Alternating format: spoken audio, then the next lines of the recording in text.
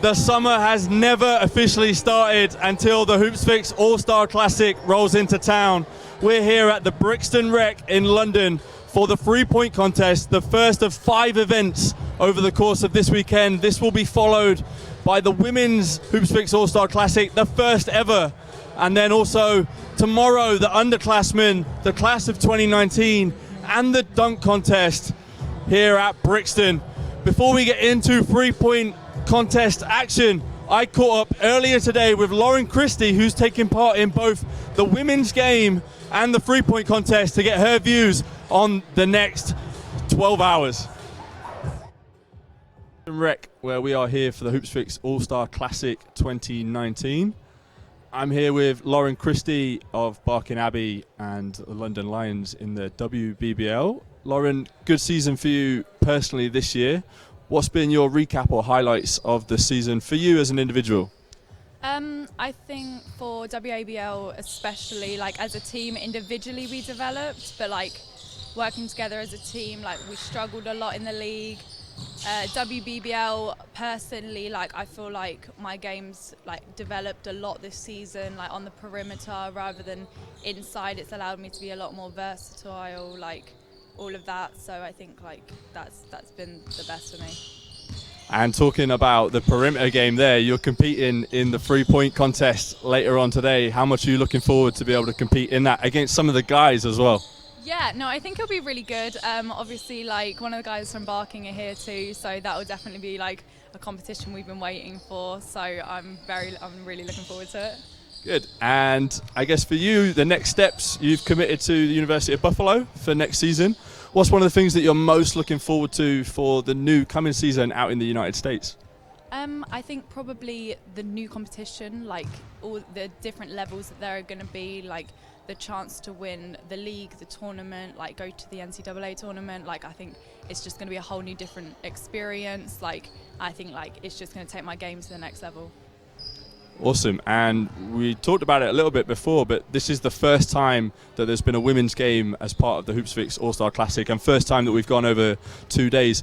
What's one of the things that you're most looking forward to about competing on this floor, as well as some of your teammates from Barking Abbey, and for the boys' game tomorrow as well?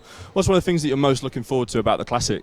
I think playing with all the different players here, like you play against everyone in the league, but like it's hard, like you don't always play with the same people. Like obviously me personally, like I think I play with like 2 or 3 from Barking, like the rest are from completely different academies. So I think like that, like the turnout, like it's always great for the men's game. So hopefully I just hope it's the same for the women's. And how important do you think it is that we've added a women's game now? Obviously the women's game in this country is ever growing and is becoming more and more popular. So how important is that to have added that to the weekend? I think it's really important. Like some of the opportunities that women have is really limited. Like there are only certain things that are there for the boys. So for this to be introduced for the women, I think like it'll open up the game. Like I think more people want to get involved, like especially as more people come to support, like it's going to encourage more people. So hopefully it does well. Nice. And you did start to talk about it a little bit there, but what's it been like growing up as a female British basketball player and trying to get to the highest level possible for you as an individual? I started really late, so like everything I needed to do, like I had to do a little bit extra to catch up, but like certain things like boys are always put as a priority, like in the gym, in like the court. So any individuals, like it's more like the boys are like priority, they're first. So I think like that is like a little bit tough for girls, and like there aren't as many teams for girls, there are always teams for boys, but I think like it's definitely getting a lot better, and I think like things like this will really help. Yeah, definitely. And today's game is live at 4 p.m. on YouTube as well. But I guess before I let you go, Lauren, and do the rest of your media, what's the one thing that you love about playing basketball in this country? I think the people you play with, there's so many different levels, and like the families you create. Like at Barking, I've definitely created a family, and like I know every academy is like that. So I think that sort of environment, like it's just another family to me. So yeah. Awesome. So we're going to wish you good luck now and let you go back and do the rest of your media availability.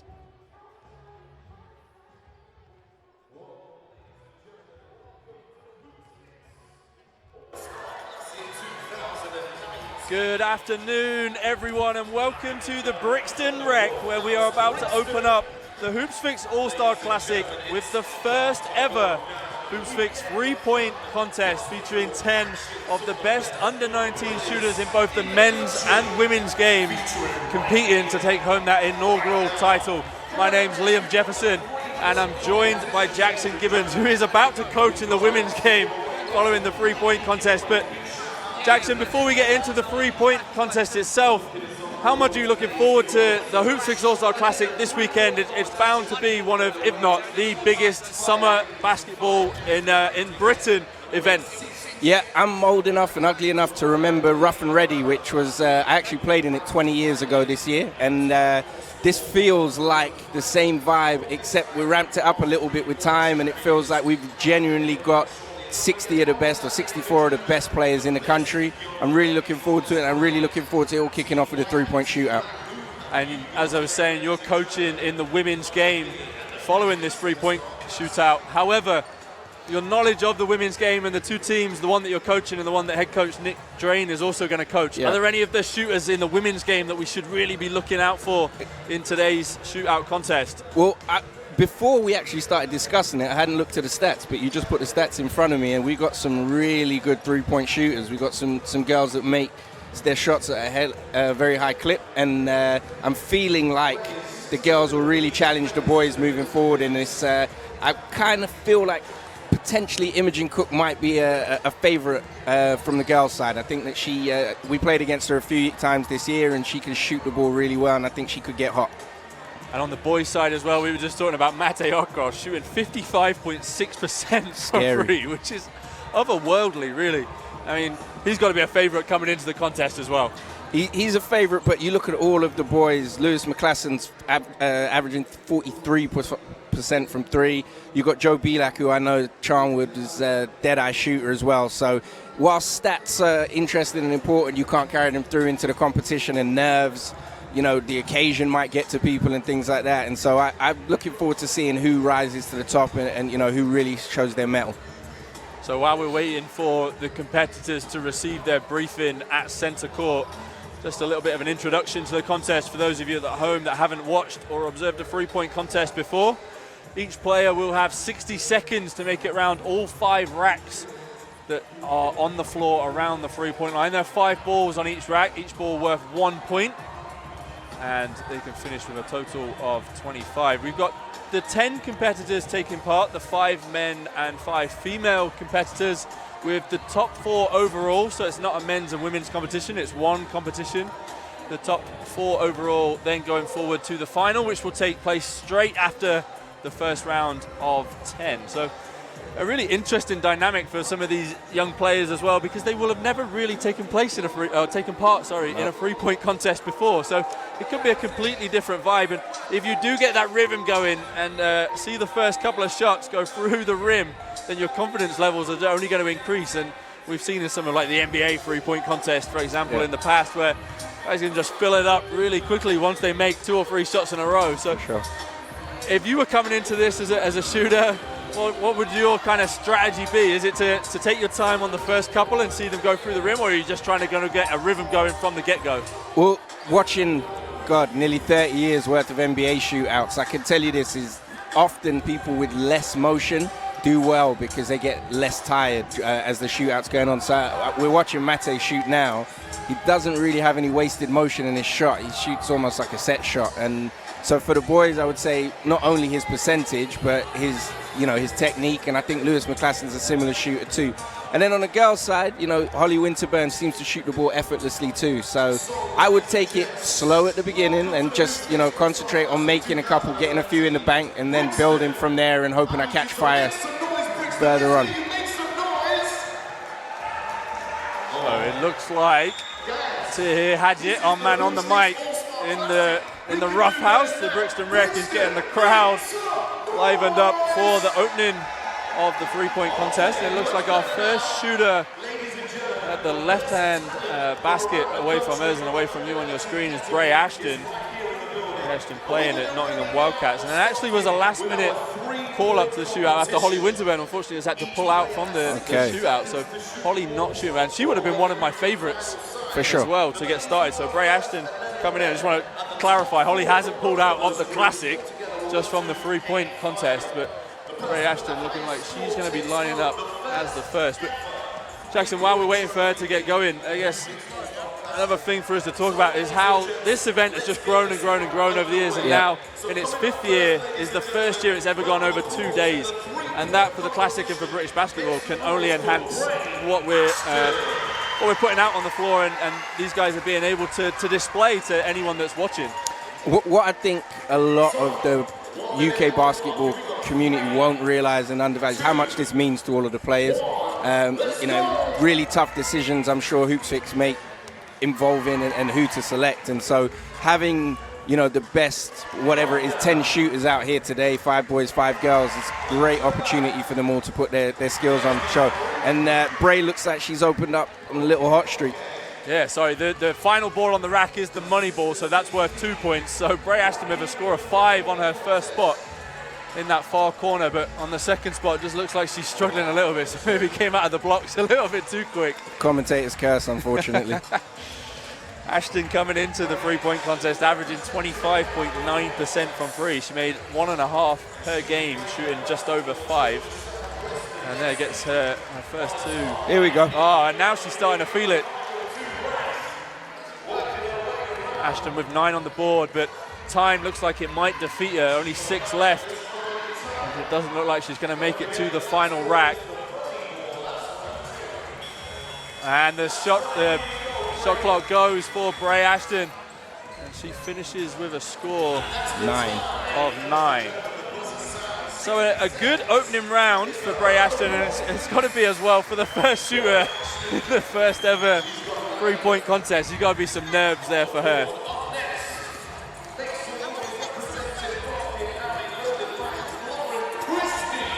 So next up is Lauren Christie of Barking Abbey and Barking Abbey London Lions in the WBBL.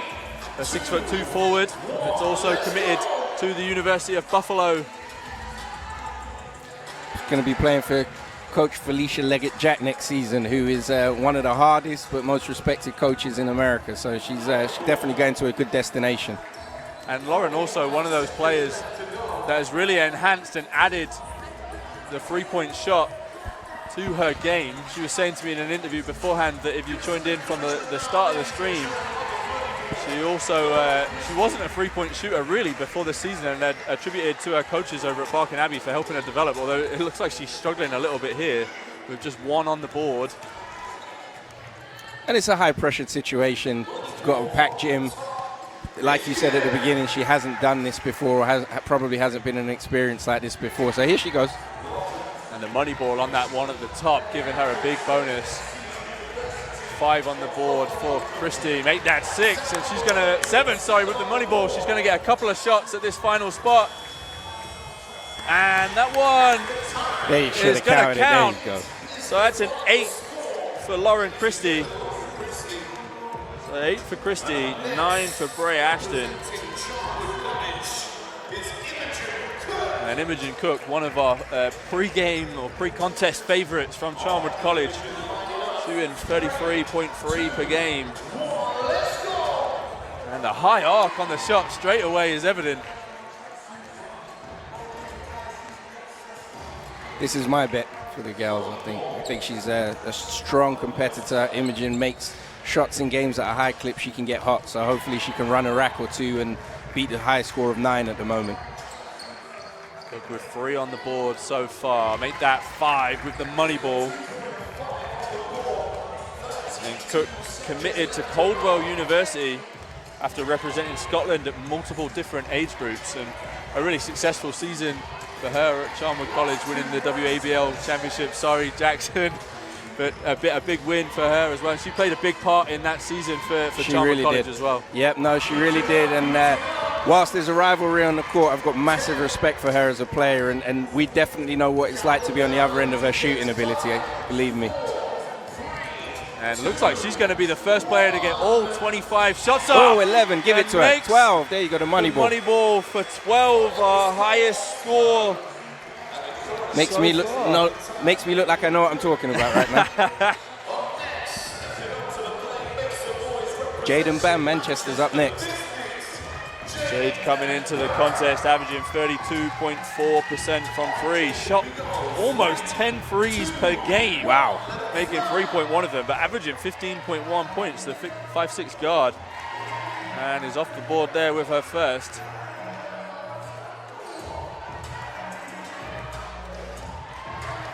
And another one that's still got one more year in the WABL and playing there for Manchester. So competing as a underclass player coming into today's game. More to see from her in the coming year and time as well. Yeah, she is extremely athletic. She's a high IQ player, and I think she has a really, really bright future ahead of her. She's a tenacious competitor as well. So Jaden Baum currently with 3 on the board. 15 seconds left for her in the contest. Top score so far, Imogen Cook with 12. And Baum's going to need to knock down a couple of these shots. Loses the handle on one. That's unfortunate for her. But she gets them all off and finishes with a score of 4. So our final female competitor in the first round of the three-point contest is going to be Macy Spinks, obviously daughter of Drew Spinks, who was an absolute gunner in his time competing in the BBL and NBL. But she's a shooter in her own right. And she's at the line now, 0 for 2 to start.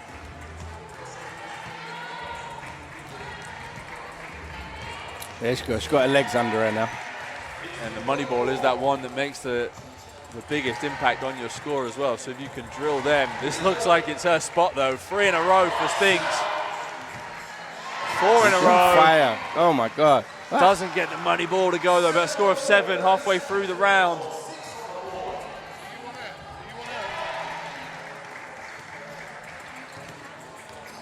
Has to knock the rebound out of her way. Money Still ball. a score of 7. That top slot shot at the moment looks like it's a struggle for some of our shooters. The kind of head-on three-point shot is Spinks again struggling from the other wing. Doesn't look like she's going to get all the shots up, but makes her first in that final rack for a score of 9. Does that leave her in second place? Joint second? That does put her joint second, tied with Freya Ashton behind Imogen Cook with that first round score of 12. A reminder, we've got 10 competitors, 5 female, 5 male, and it'll be the top 4 that go over to the final from both the men's and women's competitions. First male shooter up is Joe Belak of Charnwood College. And Belak coming into the game averaging just under 2 3-point makes per game. We're just going to give the rebounders some time to put the They just found the rack. money balls are out. Gold balls. Found the gold money balls, which they might feel a little different. Yeah. Might have a bearing on the last shots. Got a little bit of gloss to them. They're usually the MVP prize as well at the BBL competitions. And I mean, they weigh a little bit more than the standard ball, so it might put the shooters off ever so slightly. And Belak just talking to the organisers there as there's no balls at the spot that he's lined up at to start. So Joe Belak's going to head over to the opposite corner and start on the other side of the gym. Oh, no. Changed his mind. He's going back again. He's going back to the other side. And back again. So Joe Belak, 6'5" guard forward from Charnwood College, will be our first male shooter of the day. And all of the boys at the other end have stopped shooting to now watch their competitors. Belak 0 for 2 to start. Finds his first one. Money ball a little bit short. So that does look like it might be a little bit heavier.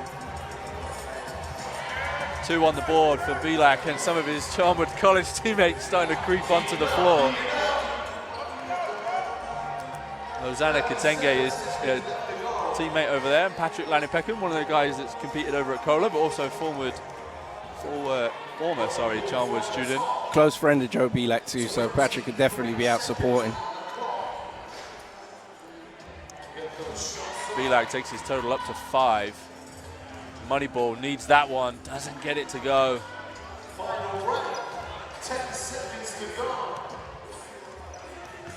7 seconds left in the round. Belak looks like he's going to get both shots off, but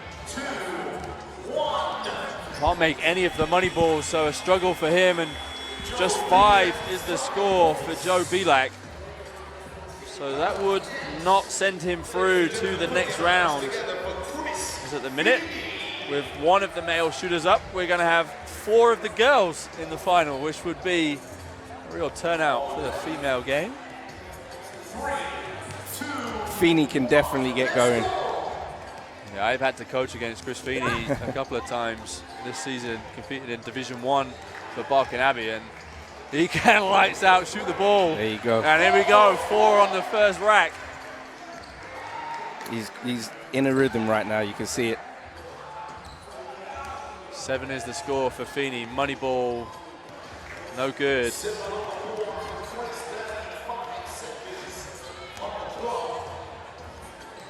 Eight for Feeney, 6'2", Scottish point guard, represented GB in consecutive summers, both under 16 and under 18 at FIBA Euro Championships.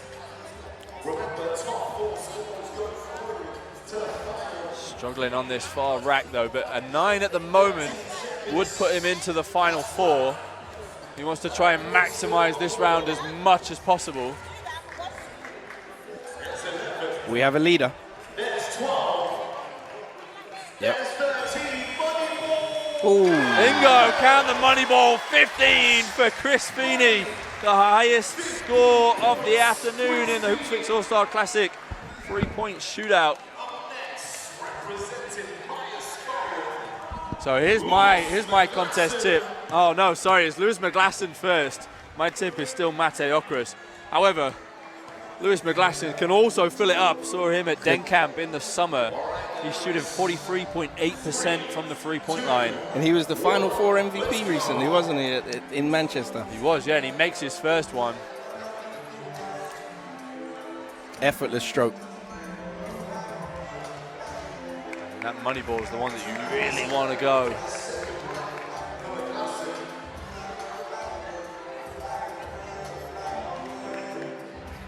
Glasson drills another, needs the money ball really, he gets it to go, big shot, puts him on 5 as he heads to the middle rack, but he needs to pick up the pace a little bit. A little bit behind schedule at the moment.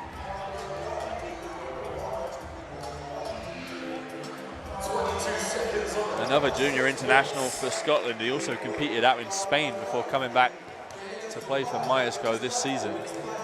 Average 7.7 per game. Shot over 50% from the field. It's incredible.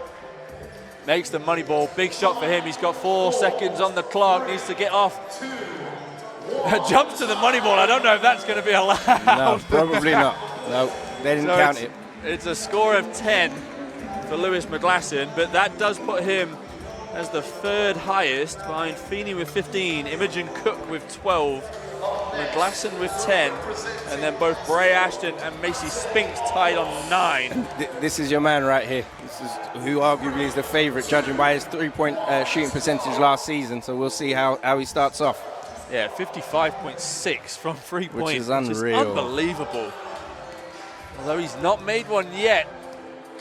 Money ball no good either. So Okros struggling from the first rack, and he has tended in the times I've coached against him to love that corner 3 ball. Gonna need some big racks on these final 3 as he only has 2 on the board, but on pace to get all of the shots up.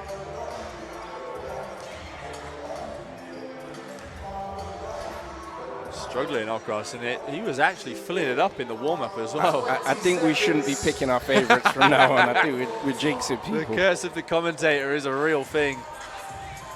There you go. Get going.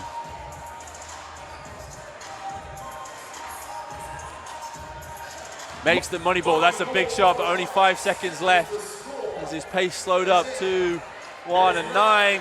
needs that one, and that's not going to count, but Caused the three-way tie. a 9 for Mate Okros would mean that at the moment we have Cook with 12, McGlasson with 10, and then a three-way tie between Mate Okros, Macy Spinks, and Bray Ashton on 9. I don't think the event organisers have planned for a tie. any sort of tie, so all hope is going to lie on Reece Sundimolt, the 6'2 guard from Itchen College, to get a 10 ideally, so we have a top 4 going through. And Reece had a fantastic breakout season and was one of the most feared three-point shooters in the league this year. So hopefully he can get a hot streak and see himself into the final. That's 3 for Sundimolt, make that 4. Moneyball goes up, big shot for 6, sorry. So he needs 4 more makes to take his place in the final.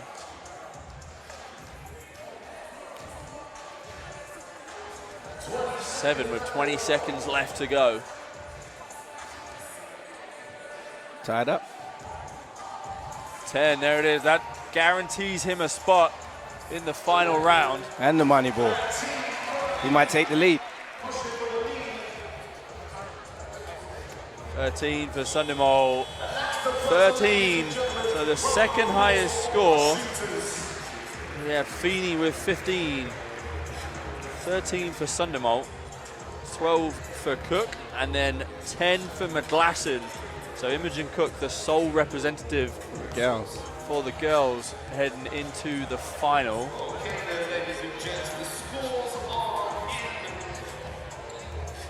So our scorers on the table are just confirming.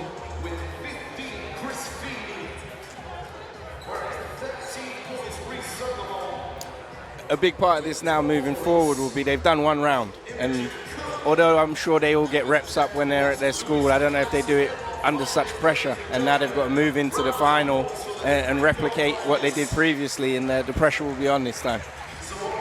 Yeah, most definitely, and I think our first shooter as they change the balls to the size 6s is going to be Imogen Cook.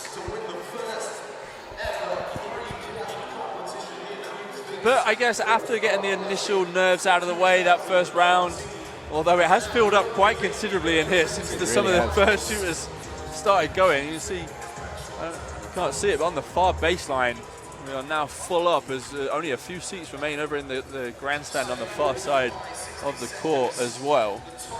But the nerves are out the way now, so your second round to be able to shoot, and hopefully the confidence is flowing from making the final 4, or the top 4, sorry.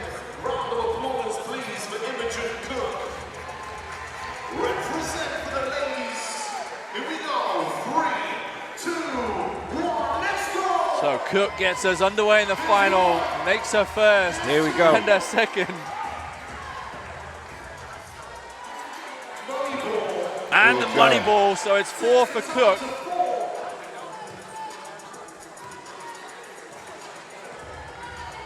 She is a pure jump shooter. She gets such high elevation on her shot. The trajectory of the ball goes so high, so she gives it such a great chance and a great opportunity of going in. 6, come on.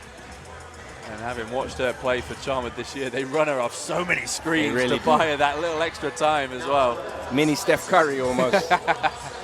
She is always on the move and always coming off multiple screens for Chalmers, and that allows her to get into these sorts of opportunities where she can get 9 on the board, and it also looks like she's going to get every shot off, which is always going to help you get the maximum score possible. Takes her time on the final money ball and makes it 12. And so it's another 12 consistency for Imogen Cook. She put the pressure on the boys now. And that's a pretty good score as well when you look at the scores that we had, 15, 13, 12 and 10. Like you say, that does put a little bit of pressure on the boys to either match or better that score in order to take home the title. They struggle on the first rack, they'll start to score watch too, and when you start score watching in a situation like this, it can make all the pressure all the more telling.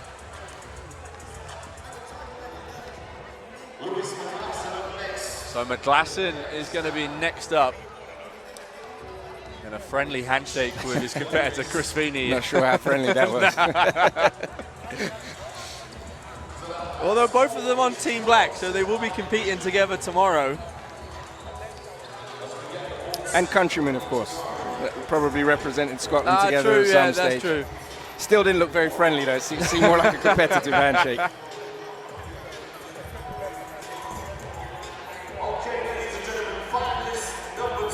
So Lewis McGlasson out of Myerscough College, 6'4" guard. First guy to start on the opposite side. Makes the first. Good start for him. See the ball go through the rim.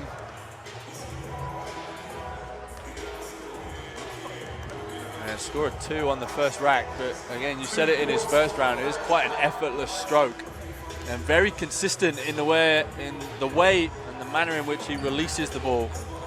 He has a really low dip on his shot too. He brings the ball almost down between his knees before releasing. So whilst might not be the quickest shot, it looks like it's got a lot of power and consistency in it. Here we go. Money ball, good for 7. He's got his eye in. 8 on the board, 15 left on the clock. Money ball again, no good. So needs a big rack on this one to catch Imogen Cook, who's set the pace. Makes the first. Needs this one and the money ball. Makes it. Huge. Wow. Doesn't make the money ball, and finishes with a score of 10 for McGlasson. So that won't be good enough to take home the title. Imogen Cook on 12 is our leader with 2 shooters left. And I just want to remind everybody at home, Jackson did tip Imogen prior to the start of the shootout. And I have one set of fingers crossed too. So, Reece Sundermolt back at the 3-point line. Just a friendly roll on the first. Reece has an effortless stroke too. He really doesn't use a lot of energy to get the ball up, but he seems to have a good trajectory on his shot as well, which is nice.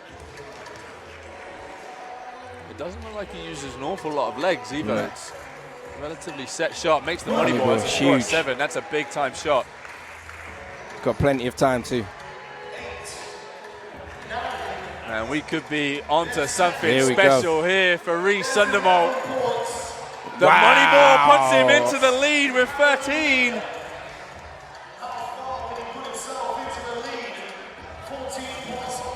Feeney stood at halfway line, nervously watching Must be now. nervous as watching Reece this. Sundermolt Wow, puts 17. 17 on the board. 18, 19, 20. Wow. I got You have excited. to stand up for this one. Wow. 22 That's huge. is the score for Reece Sundermolt. That is huge. That is a big time performance. So Chris Feeney out of Barking Abbey has it all to do now. I'm calling it. It's over. I can't see anyone. I believe in Feeney, but that's a lot of pressure. That's a lot of pressure. No good on the first. No good on the second. Or the third. Oh, makes the third. Makes the fourth. Needs the money ball. Gets it. So it's 4 on the board. He's got to start to run the racks now, otherwise this will be over. Needs the money ball. Sorry, it looks like it's only a score of 3. So Feeney, I don't think, can do it now off the back of that score. And that means that Reece Sundermolt is looking like... Yeah, Reece Sundermolt is going to take home the inaugural All-Star Classic 3-point contest crown as Feeney drills the money ball for 9, but only has 5 shots left. But what a round for Reece Sundermolt. Huge. He just absolutely heating up from the top. He got to that top rack. Yep, caught and then fire. off he went and made, I think he only missed 2 shots on the remaining racks. Yep, great story as well. He's out of the Kennington Generals program run by Junior Williams before he started the London City Royals, and Reece was always an overlooked guy, so he's just staked his claim for being one of the best shooters in the country by winning the 3-point shootout. Congratulations to him. So Reece Sundermolt out of Itchen College, 6'2" guard, after shooting 37.6% this season has taken home the inaugural Hoopsfix 3-point champion. And he receives his trophy out on the court. So that'll be all from the Hoopsfix 3-point contest. I'm going to let Jackson go and get ready for the women's game, which is coming up in a little over 10 minutes time here from the Brixton Rec as you coach Team Black. So good luck. Thank you very much. In Appreciate that one. it. And if you are joining us on this live stream, make sure you check back and go and find the link for the women's game, which is due to take place in just over 10 minutes time.